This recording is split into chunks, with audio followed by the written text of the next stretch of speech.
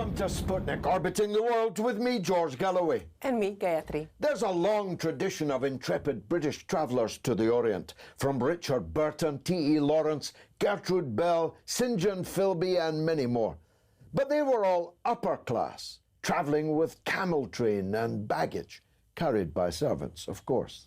Our next guest is a traveller on a smaller budget, journeying to places more off the beaten track. He's a modern chronicler who somehow not only gets around, but he gets to see other people and places from a different angle, whilst carrying his own bag and a camera.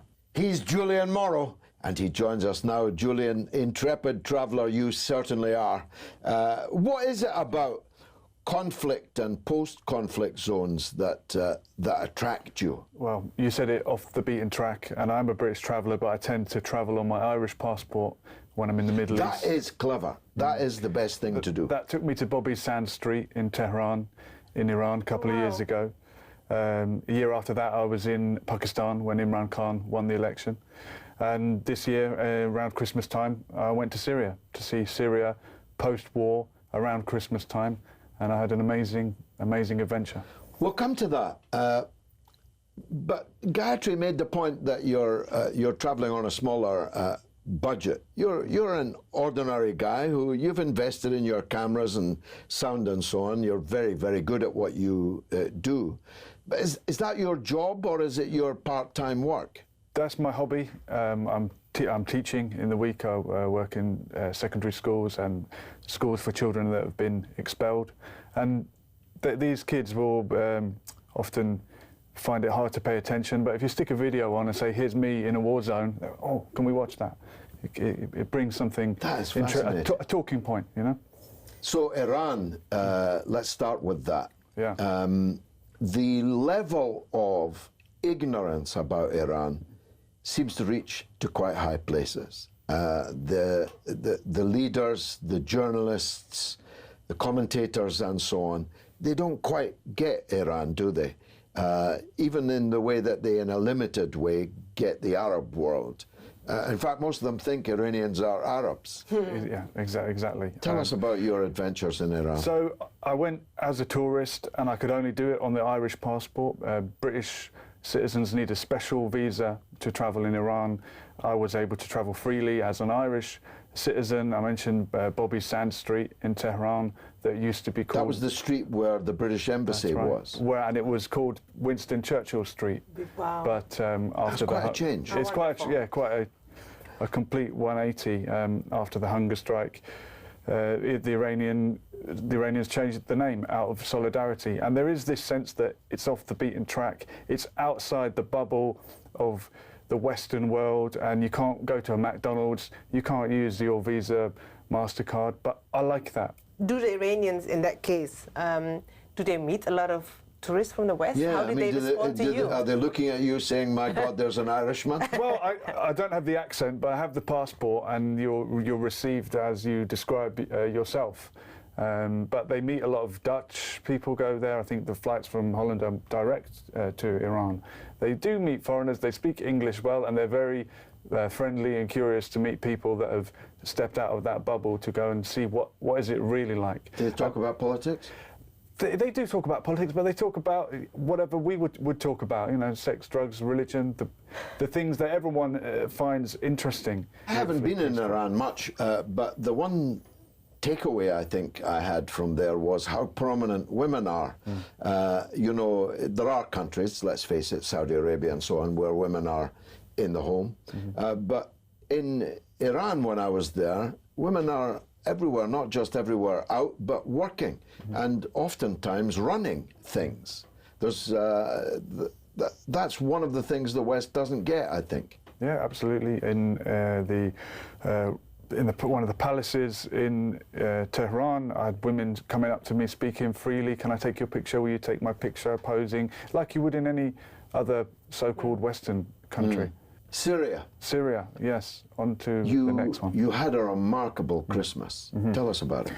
Well, I was in Amrit, the ancient site where you've got this Phoenician archaeological heritage preserved. and the Phoenicians ruled the Mediterranean long before the Greeks or the Romans. It's where we get the name Venice from. Venice comes from the Phoenicians. So we talk about countries being westernized as if it means they're modern, but the Europe was being easternized long before we started westernizing these other countries. And I was on the road to Damascus where Paul had his vision and went from killing Christians to becoming a Christian. Christianity came from this region, and it easternized the West and civilized the Roman Empire. We've got the Umayyad Mosque there, where the head of John the Baptist is buried. And this was originally a church. Prior to that, it was a temple to, I think, Jupiter. It was a church. Then it became a mosque. And I was a bit uneasy about the idea of a church becoming a mosque, but I learnt on my travels that for 40 years it functioned as both, and the Muslims and Christians shared it until the Muslims bought the Christian portion off them, and they then invested in another building. So it's actually a shared history, and you still have the essence of that shared history and coexistence long before we dreamt up political correctness, hundreds of years later.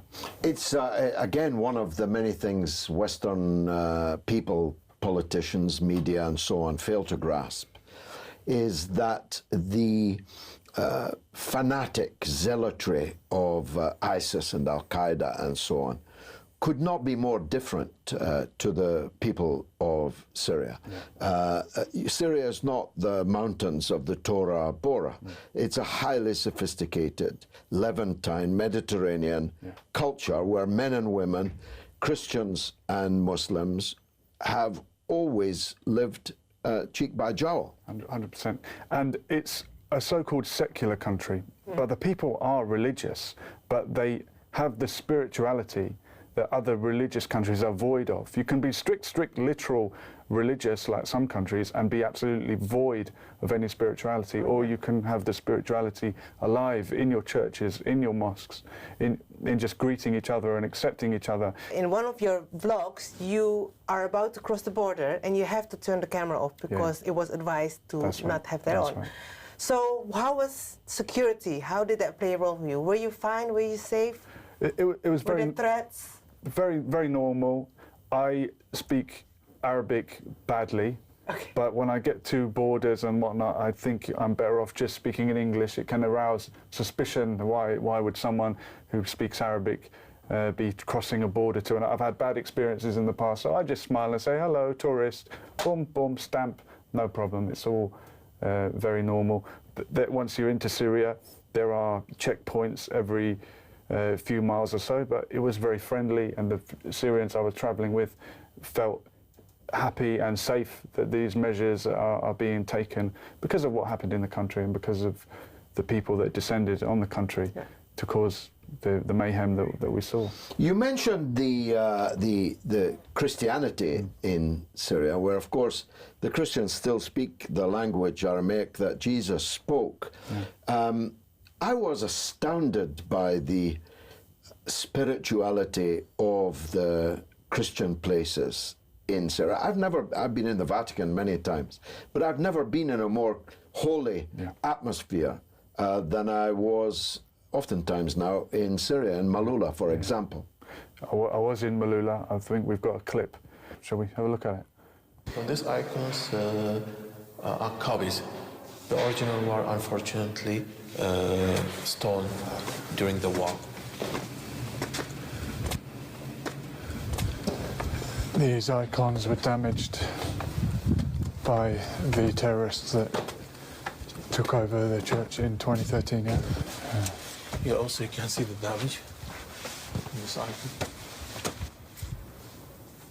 Do you take a lot of pictures? I mean, it is astounding, the Christian world, at least its governments, was effectively on the side of the people that were destroying the Christian places. Yeah. Do they know that there?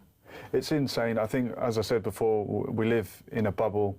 When we went into that church, the lady that was showing us around straight away said, may we pray? Of course. She went into a prayer in Aramaic, which I instantly recognized from the rhythm being the Lord's Prayer. Wow. And I mean, I did joke, it's nice to hear what the Lord's Prayer sounds like translated into Aramaic, but it's we who have the translation. It's us that live in the bubble, not realising that That's this a is... very good line. Well, it's yeah. us that's translating it. We have the not them. translation, exactly. I made a few friends in Speaker's Corner after this previous year, having gone there every week. I don't go there anymore, but there's a guy who's a very sort of hardcore evangelical Christian, and he saw my video from Crac Chevalier, this castle where the Crusaders were, and he put, oh, we want that back, by the way, as if it somehow belongs to the Christians. But this is a piece of history that belongs to the Syrians, whether they're Christian or Muslim. And the Crusades were 1,000 years ago. We can learn from them, but we certainly don't want to have them again. And nor do we need jihadists travelling there to get involved in a war that they don't understand. You don't need a crusade. Many of these so-called jihadists can't even speak Arabic, never mind Aramaic. But they have come from, you know, China or Wales to basically try and fashion Assyria in the image of the most primitive of takes on religion, that of al-Baghdadi and al-Qaeda and so on. Yeah, 100%.